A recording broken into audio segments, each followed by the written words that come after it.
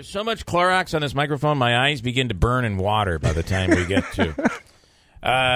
We got heartburn? No, I bleached my mic in Clorox again. All right, a far bigger topic, and we're talking about the hospital downtown. In studio here this morning are two physicians. Good morning, guys.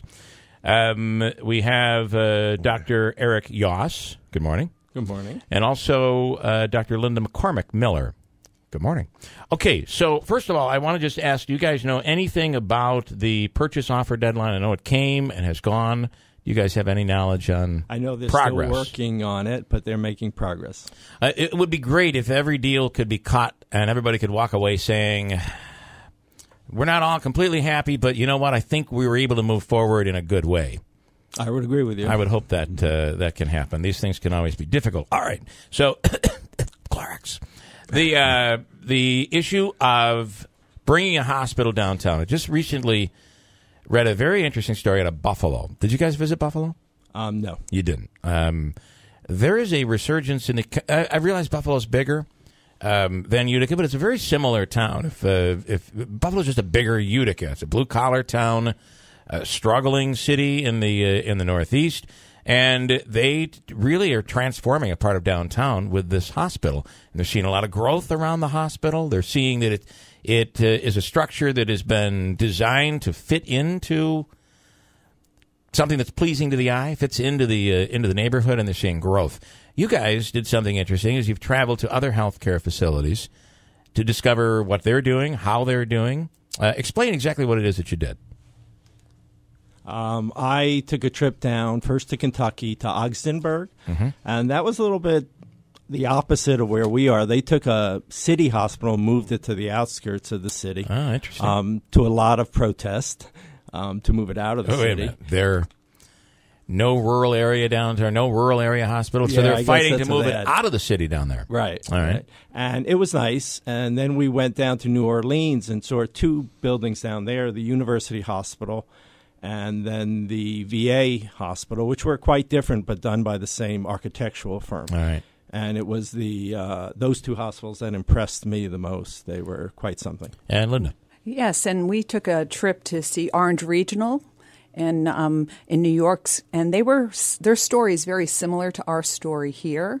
There were two hospitals, Horton Memorial Hospital, more of an inner-city hospital, and Arden Hill, which was pretty in a nice area, but both were struggling financially. And they came together, and now it's one hospital, and the site is beautiful. Their ER has all the latest technology. Inpatient units, all private rooms. The ORs are large, which make it possible to have room for all the latest technology. And the patient experience scores has increased. They went live with a brand new EMR Epic, and it's really been a success story. Are you guys, I want to ask, first of all, did they decrease the number of beds there? Because that seems to be the big thing everybody's caught up with. Because we have experiences where you go to the emergency room and there's not a room for you. And then we hear, well, this new hospital is going to have less beds than we currently have. But medicine is changing. So explain that if you could. If you were to look over the next 10 years at some of the studies that have been completed, inpatient admissions will go down roughly 2 to 3%. But there are outpatient procedures, same-day procedures, observation cases that are filling those beds. We see cases where someone goes in for a heart surgery and they're up walking later that day. It's a completely different world today. Yeah, and the other thing I'll just mention is part of the ER is adjacent to that will be an observation unit. And what we are focused on now, and we meet every week on it, is processes so we can be more efficient, expedite diagnostic care, make sure that information is available for the physicians so that we don't want patients to stay in the hospital a long time. I've been practicing medicine in this town since 1988, and what we do now is tremendously different than what we used to do. Are you offended by, we need new doctors. We don't have good doctors here. We don't have good medicine here. We had a gentleman call in yesterday because that's the claim that people hope the new hospital is going to bring in this whole new generation of doctors and even maybe nurses, I guess. But a guy called in and said, wait a minute, I can't tell you the great experience that I've had here. Something that 10 years ago I would have had to have left town for, but it was all done right here. So my question is, what is the quality of health care that we really do have here? And do you feel a little bad when you hear this? I personally feel bad. I know that we have lost a lot of physicians to retirements. We have not been able to as easily replace physicians. When I came to this town, there was a wave of doctors, specialty trained, who came to the area. And the ability now to get physicians to upstate New York is much more difficult than it was. And Linda, for nurses? Yeah, so for nurses, I mean, I think we're blessed with... By the way, I promoted you a little earlier. Thank you. Yes, You I'm the chief nursing officer, and that, so yes. Nursing is... She didn't stop me, though, did she? She's like... I saw the look, though. We're in there doing all the work. But we're blessed to have nurses who have worked at both facilities a long time, and they are the best mentors of the new graduate nurses that we bring on each year. So, I hope that we can develop an environment where our senior nurses want to stay and work, and that also we can fill vacant positions with some of the new nurses that are graduating this year from the College of Nursing or Utica or SUNY. You want to add to that? No. I will say that there is something to be said for, first of all, you mentioned earlier the hospitals that the one downstate that you went to, was having financial difficulties. That is the same situation we're in here. We're kind of letting that go by the wayside. We're really not talking about that. Consolidation seems to be essential, really important for the survival of all of these hospitals, right? I think that's very true. I think that if Faxon St. Luke's and St. Elizabeth's hadn't combined resources, that one of those hospitals would be in the process of closing. There were over $20 million in losses back then. I think they've done a really good job, but we're still in two separate buildings providing duplicate services, having physicians who don't like covering ERs at 2 in the morning, having to cover 2 ERs. And being in one building, just in terms of the efficiencies, will help us tremendously. And, of course, we went through a lot of that with the pediatric, and we later found out it had a lot to do with having to be on call, and it is a world where we, I guess, want to spend some time with families today. Right. So this would allow for a better flow. Much better flow. Okay. All right. Can you talk more about that, expand on that, the flow, what a new building, a consolidated facility would allow you to do, what obstacles you currently face? You talk about duplication and things not being as smooth as they could be. Well, actually, one of the things about a new building that I love is the way its elevators are structured. And I know that may sound funny, but when we take very sick people up from the ERs, we can't even get everything into the elevators. The new hospital has what's called a megavator, which is a tremendous elevator that you can put, beds, support staff, equipment into to get them up. Getting from our ER up to our specialty units in St. Elizabeth's particularly can be difficult with very sick people. The rooms, like if you go into the ER and look at the trauma bays, they're small. The new trauma bays will be almost twice the size of what we have now. The flow through the ER in the terms of the way the patients are seen won't be as spread out. It'll be able to ramp up and ramp down. The whole building is built on what's called lean processes, which is an attempt to make people more efficient. The nursing units, which Linda can speak to quite a lot, are what's called decentralized. Do you want to? So the nursing units, instead of having a big nurses station, running everything and supplies in the core, will be closer to where the patients are. So the nurses have to do less hunting and gathering. And in the emergency department, we're really designing 2 tracks. Patients that come in with non-emergent conditions, sore throats, can see and will be flow more through the fast track so they can get in and out in 60 minutes, whereas the more critical patients will go into the main ED because we want to be able to meet the needs of all of our patients. That would, because we all have the stories of spent a lot of time in the ER, and then all of a sudden an accident happens, and it delays it even further. So this would allow the flow to still we would still be able to critical situations. Yes, all right, that's we get into interesting, like during this flu season. We were talking a little bit about flu. We had situations where one hospital had beds and ER capacity, and the other hospital is stuffed full, and getting patients from an area. Like we were shipping at one point patients from the ED to the other hospital's ICU because we didn't have enough capacity on one campus or the other. We are talking to, in studio is Dr. Eric Yoss. Eric is the Senior Vice President of Quality at Mohawk Valley Health System. And Linda McCormack-Miller is the Chief Nursing Officer. And I have Dave who has a question if you guys want to ask questions, 315-736-0186. Different than, this is not, you smile, they'll be good. We're not going to debate whether the hospital should go downtown. That's not what this is about. But you guys have visited other hospitals and you have a good idea of what's going on in other places. Tony is asking this question. My dad cares about one thing. How do I, in this new giant facility, how am I going to get my wife, drop her off so that she doesn't have to walk far because she can't? Then I got to go find a place to park. I got to let her go in on her own. Will it be easy? Will there be easy access, especially for senior citizens? It'll actually be friendlier than the current facilities. The way the plans are drawn, you would drop her right off at the front, take her right in. The admitting areas are right there, security for wheelchairs and things like that. The parking garage is close. There are open lots, but that'll be a lot of employees parking there. If you go to the St. Luke's campus now, even as a visitor, you might have 700-800 yards to walk to get to the front entrance.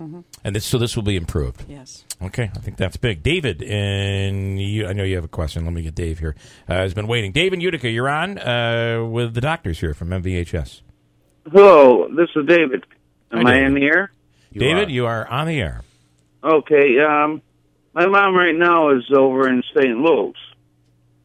She's in or dead because of cancer. What's going to make the difference because of this new hospital? She's going to be down there, what? Is it going to make her better or what?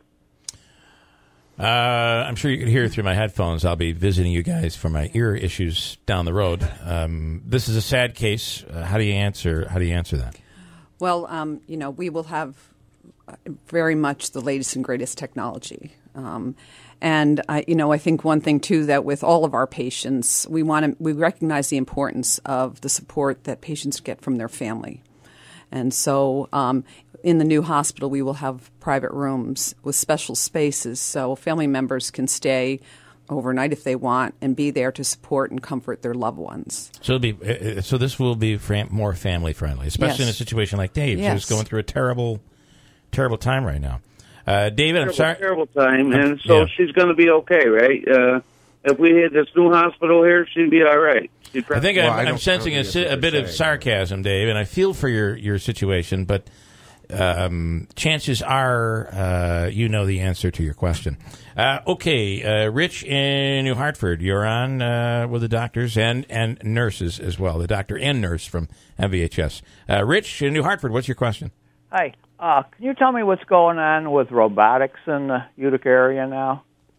There's a robotics program which started up last year. It uses a Da Vinci robot. I actually, I'm a lung specialist, and I actually watched a lung resection done there by Dr. Blankenfor, who's a robotic specialist who came to our system just recently.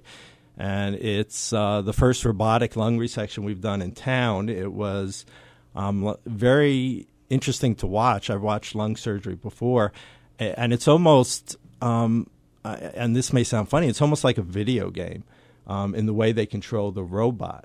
And the robot looks like science fiction, honestly.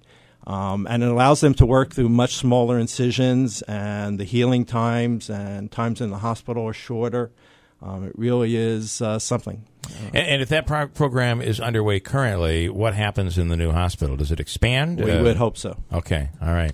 Does that answer your question, Rich? Because they have that in Syracuse now and other places. Because I got to have surgery and I have a bleeding problem, and I'm going to go through have the robot do it. And I'd like to know more about it. But do they have that in Syracuse? Is that going on all around? I know Krause has a program, and I've been told that Upstate also recently has acquired a program.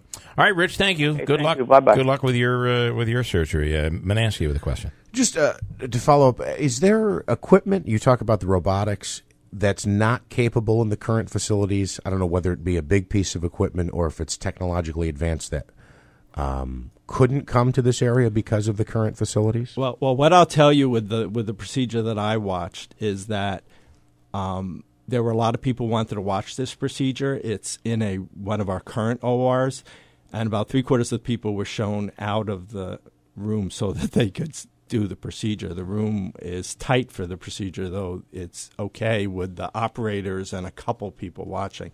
Our OR rooms are much too small. Okay. In traveling around, what are some things that you've learned, maybe that you didn't think you'd learn, things that you can bring to this new facility, maybe whether it be design, technology, equipment? I think that how now everything is computerized, right? When these two facilities were built, we were doing a lot of paper charts, right? And how do you make sure that technology, workstations, are accessible and available to the clinicians and nurses, and that doesn't pull them away from the patient, but is close to the patient, so that we go to more concurrently documenting what's happening with the patient. And the greater the percentage of time that nurses spend in the room with the patients, there's a reduction in pressure ulcers and falls because you're there addressing those needs.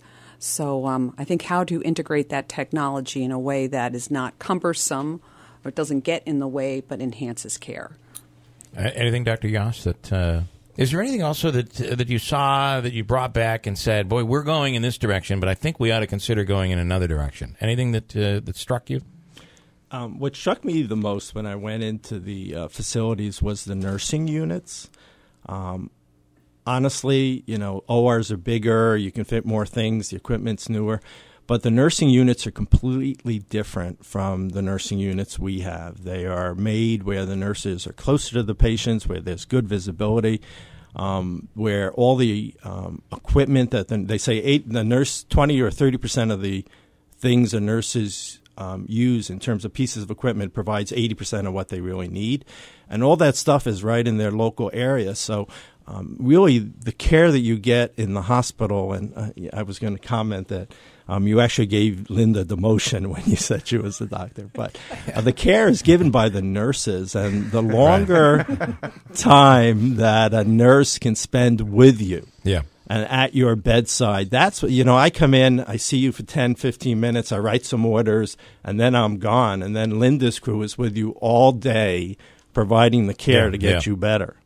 It is. If you anytime you've had any critical situation, nothing against you, Doc, but you walk away, especially if you spend a lot of time in a hospital, you walk away missing certain nurses. You're thankful for what the doctor has accomplished, but it's always those nurses that make a personal, emotional connection, especially if it's a family member and who knows what crisis people are going through. So that's big. One final question. We've had this debate going back and forth. With a new facility, we'll bring in, as time goes on, eventually doctors are going to retire. A new facility is going to attract a lot of doctors. They're going to want to come here.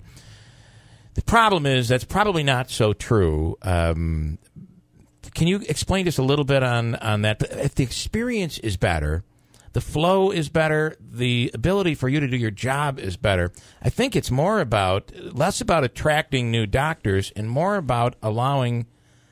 You finish, because I'm basically... Doctors come to an area the way other people come to an area. Right. They come for lifestyle, and can they raise their family in a community where the schools are good, where they can live a life that they'll be happy with.